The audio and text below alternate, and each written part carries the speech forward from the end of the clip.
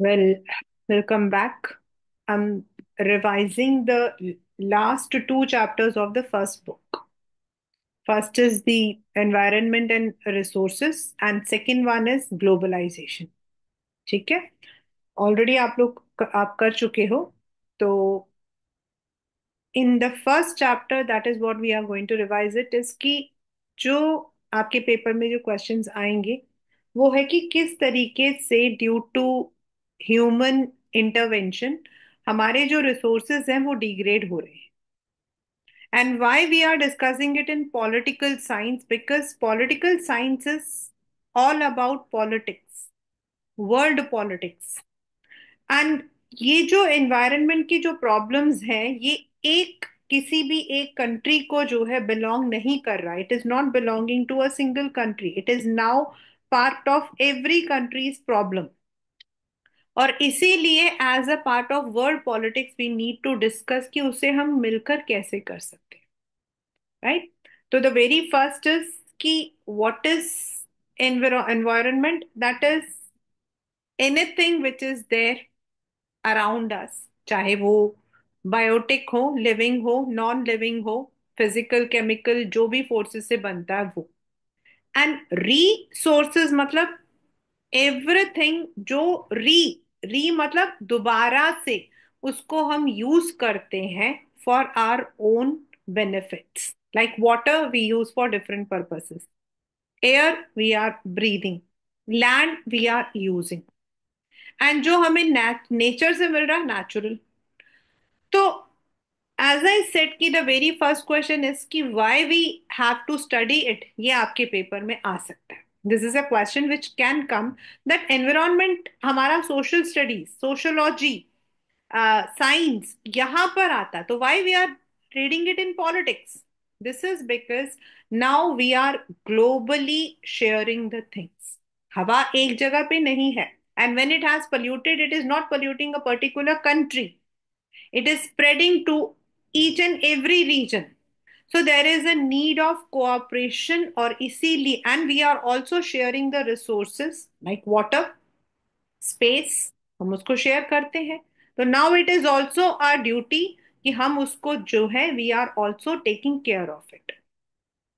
तो अभी for the past few years means यहाँ few years is not 10 year 20 year means after humans have come on evolve कर चुके हैं slowly slowly slowly. अगर आपको याद हो कि जो ट्वेल्थ आपके जो इंग्लिश में journey to the end of the earth है उसमें क्या लिखा है कि अर्थ इवॉल्व होकर उसे बनने में टाइम लगा लेकिन उसको बिगाड़ने में टाइम नहीं लगा. It has taken only few years to spoil the earth. For example if we talk about the pasture lands India के अंदर, Africa Africa is the largest pasture land. लेकिन अब हमारे जो पेस्चर्स हैं यानी कि जो ग्रास है जिसको चरा जाता है वो खत्म हो रहे हैं. जिसमें हमें एग्रीकल्चर लगाना है, एग्रीकल्चर यूज करना है, they are slowly turning into barren wasteland. Fisherman in the cold sea keeping quiet में है. This is because exploiting the fishing fish, उसके स्टॉक्स डिक्लाइन हो रहे हैं. वाटर पोल्यूशन आपका है due to the rise in industries, due to population and other factors. Forests are now depleting. There is a very big theory that there is a hole in the ozone layer which has increased the pollution, earth's temperature. अभी हम लोग जिस तरीके की, खासकर हम, अगर हम लोग तो अपने आप को बहुत अच्छे से रिलेट कर सकते हैं, those we are living in Delhi, उनके लिए तो it is very quite smog. There is मतलब कि विंटर का कोई पहले जो हमारा क्लाइमेट था, क्लाइमेटिक जो कंडीशंस हैं, जो साइकिल है वो हमारा चेंज हुआ है. There have been many issues which have been taken up for this environment like 1972 में ऑस्ट्रेलिया के अंदर, सॉरी न्यूजीलैंड के अंदर जो है the first green movement was taken. Later on 72 के अंदर लिमिट्स टू ग्रोथ ऐसे बुक भी पब्लिश हुआ. यूएनईपी ने अपने प्रोग्राम स्टार्ट किए हैं, and there are many conferences, जिसमें हमारा जो फर्स्ट अर्थ समिट था, that took place in July 1992 in Rio de Janeiro. लेकिन उसका that was not that much successful because we could not come to a conclusion, though आप agenda जो है that was signed, but that agenda could not help to actually fight this, combat the environmental problem. अब कुछ ऐसे हैं जो Commonwealth है, global common मतलब जिसको हम ग्लोबली सब लोग यूज करते हैं, common thing. It's not own by an individual but a community, जैसे playground, well, river. And global, जिसको कंट्रीज मिलकर यूज करती है। Antarctica, Antarctica doesn't belong to any, अगर आपने सुना हो, हाँ भाई, न्यूजीलैंड की प्राइम मिनिस्टर है, इंडिया की prime minister, have you heard about Antarctica? No. It's a place basically where people go for research purpose. Outer space, जहां हम अपने स्पेसशिप भेजते हैं। सी, अगर हम ओशियंस के बारे में बात करते हैं, तो there is only 200 nautical miles जिसको यूज किया जाता है by the countries which surround it. जो बाकी होता है that is the global common, and international organisations are responsible for maintaining it. But अभी देखो आप, कहीं पर tsunami is there, somewhere it is tsunami, somewhere it is, why it is happen now? एक, this is one of the very very very important question from this particular chapter, इसको तो leave करना ही मत। There are some common but differentiated responsibilities. Why? Because everyone is not equally capable, and everyone is not having equal technology also. Everyone has not used the things equally. तो due to different, हमें पता है,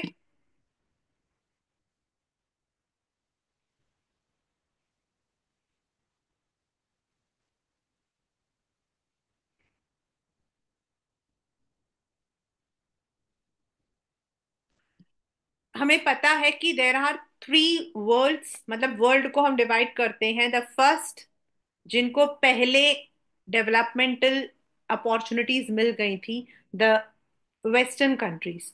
the second is the eastern countries, जो Russia part था, जिनको हम second world बोलते हैं, and the rest comes to the third world. तो everyone has not got equal opportunities.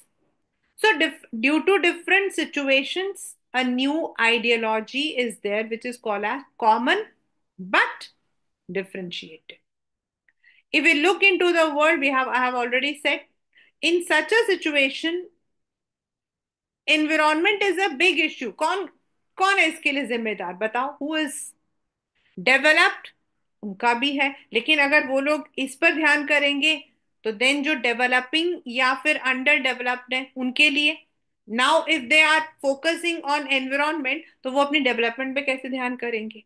This is very important. And if each country is given equal responsibility, जिसको उन्होंने use कर लिया, अगर हम कहते हैं भाई उसका नाम क्या है, उनको ही करना चाहिए, हम तो अब यूज कर रहे हैं और हमें भी इक्वली मिल रहा है, तो that is wrong. Because those who are underdeveloped or developing, they still don't have the technology. वो भी सही नहीं है।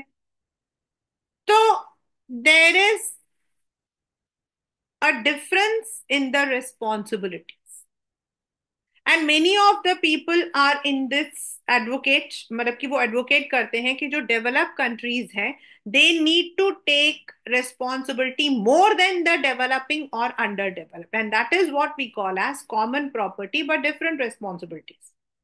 ऐसा नहीं कि we are not going to use it, हम यूज करेंगे, लेकिन हम उसको जो है उतना ही करेंगे जितना कि हमें चाहिए। And we will definitely take our responsibilities, but in a gradual manner. As I said, in 1992, the Earth Summit, the first Earth Summit was there. मतलब बहुत सारे हुए थे, लेकिन first Earth Summit, which was not actually very successful. And what was that? Yes, they all believed in sustainable development. Agenda 21 plan start हुआ था. And Agenda 21 के according, the people could, agenda 21 के मींस जितने भी आपके member countries हैं, they are going to sign an agreement जिसमें वो एक दूसरे को poverty, then eradication of diseases and other problems में हेल्प करेंगे. But there was no concern about the environment, और इसीलिए देयर वाज, मतलब कि that was not very successful. अब पहले था हमारा common property but different responsibility जो है, that was how it was recognised by UNF triple C. And that is what they say is कि every country will contribute but according to their capacity. हाँ, India has always been in this मतलब की era, और India ने हमेशा ही इस चीज को ध्यान किया है कि they are going to participate, they are going to contribute at the max. Kyoto which is in Japan, ये एक प्रोटोकॉल था, और ये आपका जो है क्रिएट हुआ था when there was a damage to the ozone layer due to the green gas emission. और ये एक बहुत ही बड़ा what we call as threat है to the humans. If we talk about any disease, if we talk about the things which are मतलब कि prevalent now, कहीं ना कहीं it is also relating to the green house gas emission. And it will slowly slowly, अगर आपका green मतलब कि ozone layer में अगर होल है, तो दैट मीन्स सूरज की जो किरणें पहले यूवी रेज जो हमें डायरेक्टली अफेक्ट नहीं करती थी, that would directly affect, that means there will be rise in the temperature, that means there will be decrease in the environmental conditions that would deteriorate. The gases which are responsible for the global warming is called as greenhouse, जैसे methane, CO2, chlorofluorocarbons. और इसीलिए Kyoto protocol जो है it has been implemented. Though China and India जो है उनको exclude किया गया है क्योंकि हम डेवलपिंग कंट्रीज हैं, स्टिल वी मतलब ऑब्लिगेशन हम पर नहीं है, लेकिन फिर भी we are following it. So now what are the steps taken.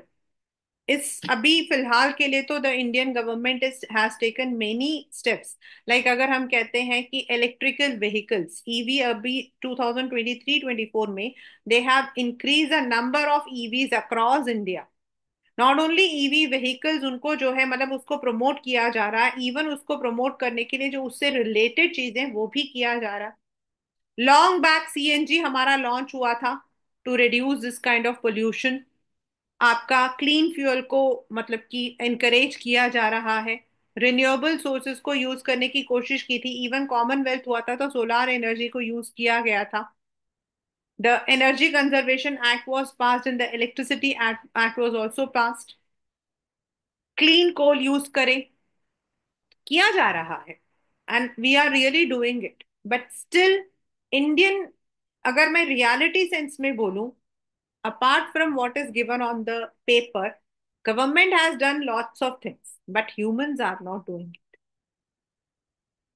And that is where we are lacking. अगर हम गवर्नमेंट के साथ मिलकर वो जो कर रहे हैं उसमें हम साथ देंगे ना, तो वी आर डेफिनेटली, इंडिया में पोल्यूशन काफी कम हो सकता है, एनवायरमेंटल प्रॉब्लम काफी फर्क हो सकता है.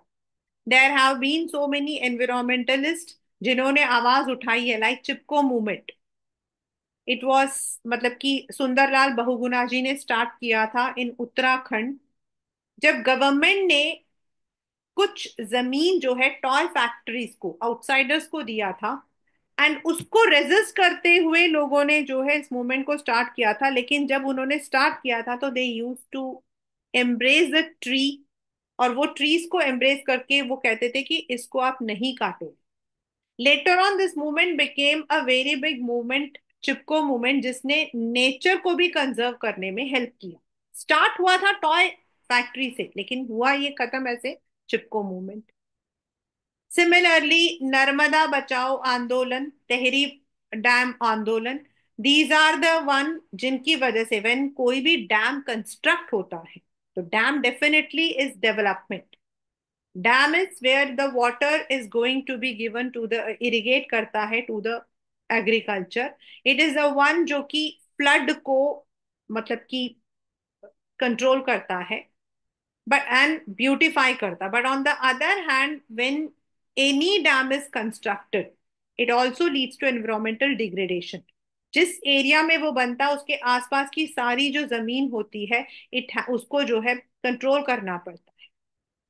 जो वाटर मूवमेंट है उसको डाइवर्ट करते हैं, जिसकी वजह से एक्वेटिक एनिमल्स एंड प्लांट्स को परेशानी होती है। द पीपल आर मतलब कि उनको जो है वहां से डिस्प्लेस किया जाता है। तो people have also taken the care for the environment. Now resources के बारे में अगर हम बात करते हैं तो किसी के पास रिसोर्स नहीं है। इंडिया में भी कुछ चीजें हैं तो कुछ नहीं है। For example gulf country, each and every most of the countries are developed sorry dependent on Gulf country for oil। लेकिन उनके साथ में सबसे बड़ी बात क्या है कि they don't have water. And such मतलब कई कंट्रीज ने अपने अपने पास में अपने अपने रिसोर्सेज को रखा हुआ है, and they want to keep it under control, and it also leads to sometimes conflicts. Like European powers spread कर रही हैं, तो वो छोटी कंट्रीज के जो रिसोर्सेज हैं उनको लेना चाहती हैं। तो there has always been a conflict for such resources. हो सकता है आने वाले टाइम में there might be a period when we are coming to a common agreement, like sea water. Sea water is not drinkable, तो क्या किया जाए? And it is also said कि जब थर्ड वर्ल्ड वॉर होगा ना, तो that would be definitely for the water, and this is because in countries like Gulf water is scarce, oil is there। क्या मतलब कि how things will deal when we talk about some people, those who are belonging to tribal areas, like हमारे यहाँ पर हम संदल मुंडा मतलब कि हम इनके बारे में बात करते हैं। the one who are belonging to certain tribes, जो उसी एरिया में रहे हैं, जिन्होंने फॉरेस्ट को या फिर पानी को उसके पास में रहे हैं, उनके पास अपना ट्रेडिशन होता है। Though Indian government, Indian constitution has recognise their rights with मतलब कि रिजर्वेशन, लेकिन फिर बहुत सारी ऐसी चीजें हैं। लाइक अगर हम लोग बात करते हैं बस्तर रेवोल्यूशन के बारे में, जो नाइन्थ में था आपके, बस्तर रेवोल्यूशन में क्या हुआ था? जो फॉरेस्ट थे which had been divided into three, reserve, protected and village. तो जो मध्य प्रदेश के जो मैक्सिमम फॉरेस्ट थे, देवर कमिंग, बस्तर वाला जो रीजन था जो आपका छत्तीसगढ़ वाला, that was coming under reserve. Two third उनको उन्होंने बोला था उसको वो लोग रिजर्व कर लेंगे। तो ऐसे में जो ये लोग वहां रहते हैं, they are threatened, they don't get all the infrastructure. Sometimes the deforestation, या फिर अभी ऊपर हमने जैसे पढ़ा मूवमेंट्स पढ़े थे, जब ऐसा कुछ होता है तो ये जो इंडिजिनियस पीपल होते हैं इनको काफी परेशानी उठानी पड़ती। ये दो हमारा कॉन्स्टिट्यूशन जो है it has given the provisions, yet it has मतलब कि वो जो लोग होते हैं उनको परेशानी होती है। In a nutshell, if we talk about this chapter, environment and resources, it tells that no resource, no place, no thing in the nature is belonging to one person। कहीं पर इंडिजीनियस पीपल हैं, कहीं पर it is to the nature. And it is very important that as a part of our politics, world politics, we all are equally contributing, yes of course according to our capability, not on terms, not on paper, but in reality, ताकि जो world में दो war हुए, world war 1, world war 2 which resulted in disaster, ऐसा दोबारा कभी ना हो. And that is why we read it as part of political science.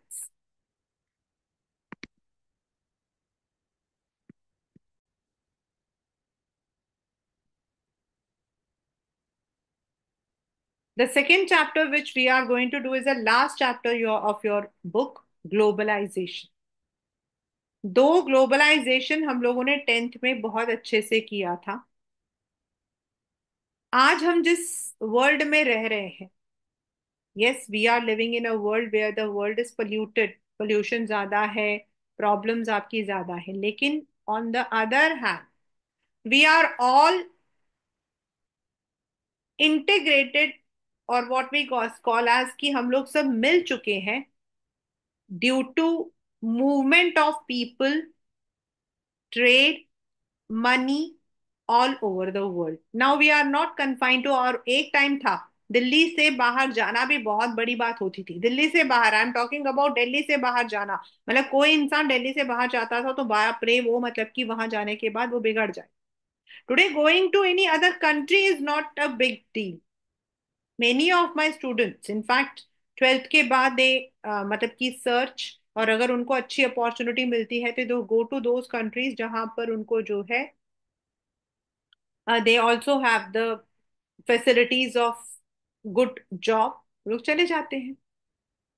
Then when we talk about capital, it is now easily moving. People from other countries are investing in our country, हम लोग दूसरी countries में invest कर रहे हैं. Business पहले एक ही country में, अपनी अपनी कंट्री में था. Like if we talk about Ford Motors, अगर हम फोर्ड मोटर्स के बारे में जानते मतलब करते हैं, तो Ford was an American company. उनका मैन्युफैक्चर जो है वो अमेरिका में ही था. उनका जो मैन्युफैक्चर था और सेलिंग था वो भी यूएस में था. तो डेफिनेटली दूसरी कंट्रीज के लिए Ford was a dream. Germany के अंडर जब हिटलर जो है उसने पावर पे वो जब वो आया था, तो he had introduced Volkswagen and autobahn. But Volkswagen आज भी आपको पता है, it is even though the name is Volkswagen people's car, but it is one of the costliest car. तो ये ऐसा क्यों होता था? Because this is because restrictions were there on people, restrictions were there on movement of business and money. कोई भी there was no common currency. जो आपकी कॉमन करेंसी हमारे इन मतलब की वर्ल्ड में आया था, that was during the Brayton would. जब आपका ब्रेटॉन वुड जो है इसको एस्टैब्लिश किया गया था आफ्टर द वर्ल्ड वॉर, उस वक्त में वर्ल्ड बैंक एंड आईएमएफ को सेटल किया गया था, जिसको हम लोग जो है ब्रेटॉन वुड्स के नाम से जानते थे. They were not called as World Bank और आईएमएफ, उस वक्त में इनका नाम कुछ और था. And this was settled, and उस वक्त में जो आपकी करेंसी थी, कॉमन करेंसी को लिया गया था. But then also it did not have a, मतलब वो जो है स्टैग्नेंट रहता था. मीन्स जो करेंसी का रेट फिक्स कर दिया जाए वही था. अभी तो हमारा फ्लोटिंग है. आपने देखा होगा कि करेंसी के जो रेट्स होते हैं वो रोज रोज चेंज होते हैं, पहले ऐसा नहीं होता था. तो ये जो चेंजेस आए हैं हमारे मतलब कि एरियाज में, this is all because of certain factors. And one of the factor is globalisation. Means the integration of the market through people,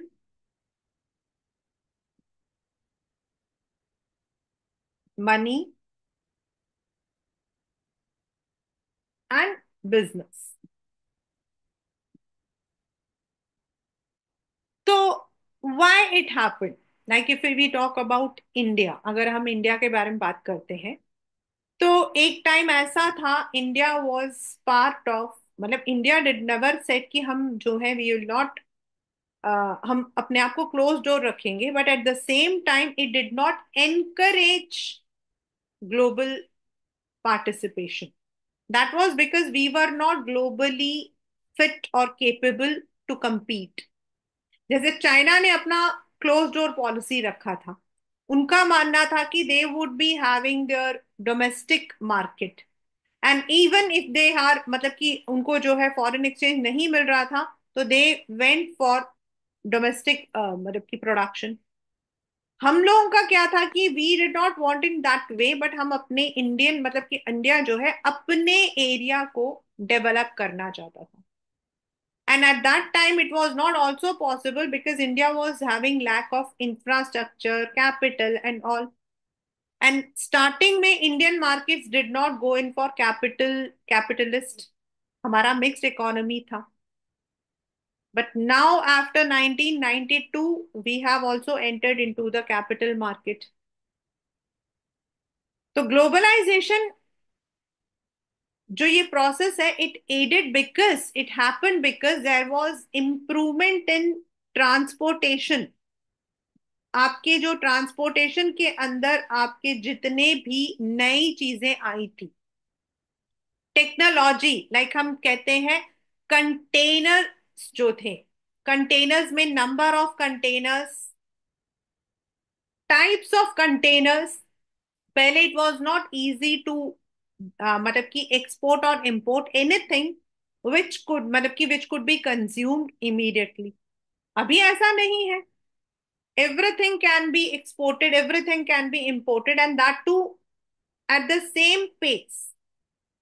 तो अभी हमारे पास गुड ट्रांसपोर्ट सिस्टम हमारा डेवलप हुआ। पहले हमारा वाटर ट्रांसपोर्ट था, एंड वाटर ट्रांसपोर्ट भी हमारा स्लो होता था, but now across the globe the water transport has increase, the air transport has increase, the communication has increased. और इसी वजह से क्या है कि not only trade, ideas, culture भी हमारा जो है हो चुका है साथ में। Basically, it started with business, but now it is not only business, it is also what we call as politics.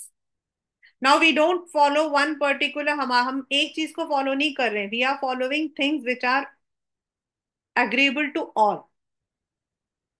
Yes, उसकी वजह से कॉन्फ्लिक्ट्स आती हैं। हमारे जैसे हमारे इंडिया के अंदर हम कहते हैं we are having a democratic government. तो जो डेमोक्रेटिक गवर्नमेंट है, उनके काम करने पर ग्लोबलाइजेशन से बहुत फर्क आता है। Because when we talk about democracy and when we talk about globalisation, दोनों अलग अलग चीजें हैं। In the globalisation process the government has to compromise, that is because they have to allow the other people to come in to our country, but उनकी शर्तें भी माननी पड़ती हैं। तो होता ही है। लेकिन उसके बावजूद कॉमोडिटीज, आइडियाज, दे आर, मतलब कि इंटरचेंज्ड। हाँ, people's movement has been restricted। तो these are the causes what we call as, first is due to technology। the very first is आपका ये, मतलब कि 4 मार्कर क्वेश्चन हो सकता है। पहले हमारे पास टेलीग्राफ होता था, now telegraph has been remove from the postal services also. Long back, I think it was in 2017 it was removed. पहले तो भी हम लोग जो है किसी को, अभी तो हमारे पास इंस्टेंट मैसेजिंग है ना, I can message anyone, you can message anyone immediately. पहले ऐसा नहीं होता था। Telegraph was a system where you had to send an immediate message, but that also took 2 to 3 hours। Telephone, पहले आपका जो था सिंपल टेलीफोन था, विच रिक्वायर्ड वायर्स। एंड बारिश हुई या मतलब कि मौसम खराब हुआ तो टेलीग्राफ, मतलब कि उसमें कम्युनिकेशन में प्रॉब्लम्स आती थी। You had to speak as if you are sitting inside a well, but now it is not like that. You can speak in a murmuring voice. Microchip आपके, ये हुआ printing, that has helped। And as I said, technology सबसे बड़ी चीज है। Now movement of people, sorry, movement of goods, movement of capital are hardly taking any time। तो not, मतलब कि these are the factors which have really affected, but it is not that कि सिर्फ अच्छी अच्छी चीजें हुई हैं। We have moved from one place to another, it has also resulted in many problems। like if we talk about bird flu, a disease, उससे भी बढ़िया चीज हमारे लिए, वी ऑल, मतलब कि हम लोग तो उससे ज्यादा we can experience, and that was आपका COVID. Now COVID was not confined to one boundary. Similarly, when there is an economic recession, now it is not to that country but it is across the globe. अगर US के अंदर Trump has come as a prime मतलब कि president, उसका असर जो है India के इकोनॉमी पे पड़ रहा है. Why? That is globalization. Now, anything which we are doing, whether it is India or any other country, it will affect the other part of the world also. हमारी फॉरेन पॉलिसीज अगर हम restrict करते हैं तो definitely it is going to affect any other country. US में अगर tariff changes होती हैं तो that is going to affect the Indian market. तो देर आर टू मतलब कि एस्पेक्ट्स कि it is not positive but also negative. Now some people argue that movements of goods, movements of this is right, ठीक है, लेकिन there has been a depletion in the culture also. Culture में भी थोड़ा सा difference आया है. कुछ लोगों का मानना है कि the reduction in cultural diversity through the popularisation and diffusion of wide array of cultural symbols, the process, local cultures जो है अब डोमिनेंट आउटसाइडर कल्चर है. आई हैव मतलब we can in our day to day life there have been number of examples.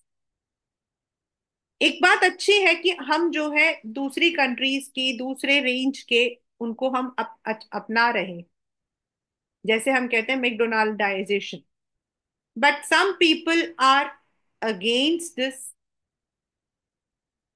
The adoption of local culture and element of global culture is cultural heterogenization.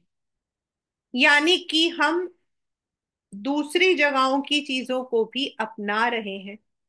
शायद उनमें हम changes भी ला रहे हैं. Example McDonald. McDonald is the very biggest example of heterogenization. How it had changed its complete menu according to the local consumers. When it was introduced long back, तो उनका जो basic था वो that was very different, but it could not suit all the markets. When it came to India, it had a मतलब कि there was a resistance. People did not like it. But then they came up with heterogenization. They changed their menu according to the countries. Like if you go to आपका French fries is equal in all the McDonald's. But if you go to the Western countries, they use different oil. If you go to the South Asian countries, they use different oil. In our country, it is different. Similarly, for India, there are certain मतलब की menu which is only for India. You will not find it anywhere else. But the same kind is for other country. कुछ लोग इसको जो है Americanisation भी बोलते हैं. उनका मानना है कि मोस्ट ऑफ दीज कंट्रीज जो है दे आर, उनका जो रेंज है, उनका जो मेजर है वो आपका वहीं से है. तो इसीलिए it is more like cultural colonisation instead of adoption. कुछ लोगों का मानना कि हम धीरे धीरे इन चीजों के जो है we are becoming the slaves to them. But that I feel personally कि दैट डिपेंड्स. मुझे ऐसा लगता है कि as a part of political science it is very important to understand, but it doesn't mean that we need to criticise it. If we have got certain, अब अगर हम किसी चीज का नेगेटिव नहीं लेना चाहते हैं तो हमें उस पर कंट्रोल रखना चाहिए. But at the same time जिसकी वजह से we are getting all the benefits we should adopt them. तो now what are the political consequences of globalisation, आपका 4 या 5 मार्क्स में क्वेश्चन में आता है. First is as I said, जब कोई कंट्री ग्लोबलाइजेशन नाम की चीज को लेती है तो it can not make, there is always two concept कि हम डेमोक्रेटिक हैं. हाँ भाई आप डेमोक्रेटिक हो, there are certain rights, but at the same time when you are allowing other country to enter into, then you need to change your policies accordingly. Like in India labour laws में काफी flexibility लेकर आए हैं government. And the reason is they want that the companies should invest in India. अब उनकी थोड़ी बात हमें माननी भी पड़ती है. तो it has reduce the state capacity, अगर हम बोले तो it has reduce the state capacity to carry out its function in the same manner as it use to come. पहले क्या था? ओल्ड वेलफेयर स्टेट, मतलब जो गवर्नमेंट है वो अपने कंट्री के वेलफेयर के लिए करती थी. Now it is more minimal state that performs core function, जैसे लॉ एंड ऑर्डर को देखना, बट बाकी चीजों में they are allowing the people to mingle. They are allowing other countries to come, जैसे हमारे यहाँ हमने ट्रेड को अलाउ किया है. लॉ एंड ऑर्डर हमारी कंट्री देखती है, इलेक्शंस हम देखते हैं, बट उसमें जो चेंजेस लेकर आए हैं, लाइक अगर हम ईवीएम के बारे में बात करते हैं, द सिस्टम हम बात करते हैं, we have also adopted the technology. हमने अपने कंट्री के अंदर बहुत सारी ऐसी चीजों को लेकर आए हैं. कोर चीजें वो रख रहे हैं, but at the same time जो पहले थी उनमें there has been the very big example is the flexibility in the labour law. For example, it abandons many of its previous welfare country aimed at promoting economic and social well-being. पहले हमारी economic policies हमारी होती थी, now it is more market oriented. It's not welfare oriented, it is more growth, more development. And development is आपका economic, और economy से हम social development लेकर आना चाहते हैं. पहले हम सोशल से इकोनॉमिक डेवलपमेंट लेकर आना चाहते थे, अब हम इकोनॉमिक से सोशल डेवलपमेंट लाना चाहते हैं. So we are allowing the market to flourish, हम कैपिटलिज्म को अलाउ कर रहे हैं. कैपिटलिज्म होगा तो more industries, more services, and that would increase the status, income. और इस तरीके से हम जा रहे हैं, पहले उल्टा था.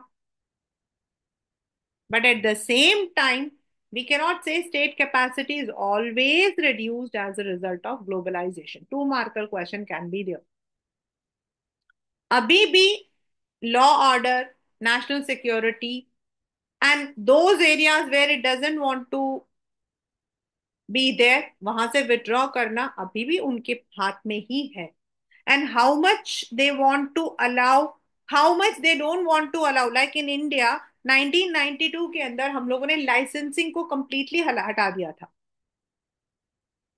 और उसको हटाकर, मतलब वो गवर्नमेंट का एक डिसीजन था, और वी हैड कम इनटू, अब अभी भी लेकिन देयर आर एरियाज जहां पर we have put those barriers. So that depends on कि किस एरिया में एक कंट्री बैरियर रखना चाहती है. Like when if we talk about the, मतलब कि इस तरीके से, तो यूएस को आप ले लो. यूएस ने अपना बहुत सारी जो चीजें थी, they had changed. There was a time when they had allowed certain areas, लेकिन every government when it comes तो वो रेस्ट्रिक्शंस लेकर आती है, वो उस गवर्नमेंट के ऊपर है. तो thus it doesn't always restrict the state's capacity. Now is what is the economic? If I talk about economic, we don't even have to say anything. It has definitely helped in the free flow. Huh? It's not everyone has been equally benefited. There has been perishing of certain industries. When we say economic globalization, it brings to mind the role of IMF and WTO. IMF increase करता है state की capacity को monetary fund के through, and WTO, World Trade Organization, has been helping the countries to become its member and provide benefits to the developed and developing countries. Economic globalisation का main है कि benefits सबको मिले, and it needs to see who is getting and who is not getting the benefits. Yes, अब कोई भी goods जो है they are not restricted. Like if I talk about liberalization of our country, that comes under economic. अब हम, there is a free flow of goods and trade across the world. India has put, मतलब कि उसने जो है liberalisation लेकर tariff barriers को remove किया था, जिससे कि इजी फ्लो हो. The money could be invested in our country through others and we are also able to invest in other countries. हमारे यहाँ पे रिलायंस, इंफोसिस, विप्रो, ऐसे कई कंट्रीज हैं जिन्होंने दूसरी कंट्रीज में भी they have invested. And all those countries which have been, पहले जो कन्फाइंड थे, जैसे मैंने अभी स्टार्टिंग में बोला था, ऑटोबॉन या फॉक्सवैगन जो थे, they were manufactured only in Germany, but now they are having their units across the world. वहां पर वो लोकल एरिया में करते हैं and they are able to sell to the local people. उससे क्या हो रहा, उनका एक्सपेंशन भी हो गया. मार्केट जो हम पहले एक सपना देखते थे, oh my God Volkswagen, now it is part of each and every country. हमें हमारे पास भी है. वो मार्केट जो पहले एक ही कंट्री के अंदर रहता था, रेस्ट्रिक्ट रहता था, now it is capturing everywhere. Phones like apples और BlackBerries were only part of American market, now it is available across the world. तो इस तरीके से मनी गुड्स आपके फ्लो हुए हैं. For the developing countries, they have definitely benefited because they have increased the number of commodities, employment, forex. On the other hand, there have been certain restrictions also. Like some of the countries are making their visa policies so strong कि they are not able to, जो foreign citizens हैं उनको जो है ना मिले. जैसे Canada ने बीच में किया था. US is right now doing, it is saying that it is going to deport the people whom they feel illegal. So there is a wide range of outcomes in various parts of the world. It has definitely sparked many disagreements. कुछ लोगों का मानना है कि the developed countries have been benefited. Some of the people say कि no, it is benefiting all.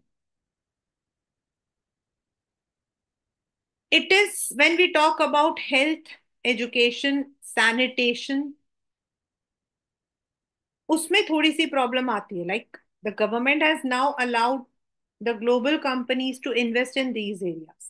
But is everyone equally benefited? Education system जिसको हम बोलते हैं कि system has been created, is it available to all? Health, हम कहते हैं we are having a world class health infrastructure, but is it actually being given to everyone? That is about the developing countries. So they want to ensure the institutional safeguard or to create social safety net. वो चाहते हैं कि ये जो सबको नहीं मिल रहा है, there needs to be a net जहां इनको भी वो मतलब कि जो बेनिफिट्स हैं वो मिले. Many movements around the world say safety nets are inadequate and ineffective. They want to end, क्योंकि उनको लगता है कि जो पुअर कंट्रीज हैं उनके अंदर जो पुअर हैं, बिल्कुल पुअर, उनको ये चीजें नहीं मिलेंगी. As I said in the very beginning कि कई लोगों का मानना है कि ग्लोबलाइजेशन इज अनदर कॉलोनाइजेशन. उनका मानना है कि इट हैज लेड टू मतलब कि more control by the developed countries. But if we talk on a broader way, it is greater international trade. अपनी अपनी इकोनॉमी को हम लोग डेवलप करने के लिए it is giving us the platform. Though there would be definitely challenges, और वो चैलेंजेस हमेशा ही रहेंगे. लेकिन अगर हम किसी ने पहले और अब का देखा होगा, तो कंपैरिजन देखा होगा ना, तो that would definitely result in the positive aspect of globalization. Yes, it has increased the momentum towards interdependence, integration among government, by business and ordinary people in different, which cannot be denied. आज हम मिलजुल कर काम करते हैं. Cultural already हम पढ़ चुके हैं. कल्चरल में definitely everyone has always advocated that it has degraded the culture. And yes, today what we eat, drink, wear, or think is not according to our culture. It is according to the world culture. Now there is a culture homogenization, uniform culture कहते हैं. For example पहले क्या होता था, burger खाना या jeans पहनना was said to be westernisation. और अभी भी लोग कहते हैं कि मैकडोनाल्डाइजेशन या अमेरिकन जो ड्रीम है, इट इज नाउ डोमिनेटिंग. उनका मानना है कि this will be dangerous for the poor countries and also for the humanity, because जो हमारे कल्चरल हेरिटेज है, हम उसको धीरे धीरे खत्म कर रहे हैं. And to much extent we can agree. yes, due to globalization we are interconnected, but at the same time हमने जो अपने कल्चर, हम कल्चर के अंदर एक कल्चर लेकर आ रहे हैं, एंड कल्चर को हम डेफिनेटली डिग्रेड कर रहे हैं. जो सिस्टम हमारे यहाँ पर नहीं था, दो systems which were not part of Indian culture have now emerged, evolved, and now we don't want to go back. Indian culture was based on what we say purity, purity of thoughts. Even हमने अपने God's को भी ऐसे ही describe कर रखा था कि what will be the culture of a person who follows this god. अभी हमारा क्या है, we are intermingle, that is good. But at the same time somewhere many of the socialist, many of the people who support cultural movements, they say कि there has been a drastic degradation of our culture, and that has resulted in definitely depletion of our heritage. Cultures do not exist in a vacuum. Every culture accepts outside influences on a regular basis.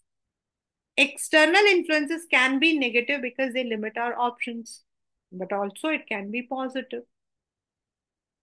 Some something can, ये paper का आपका question है, it's a paper question.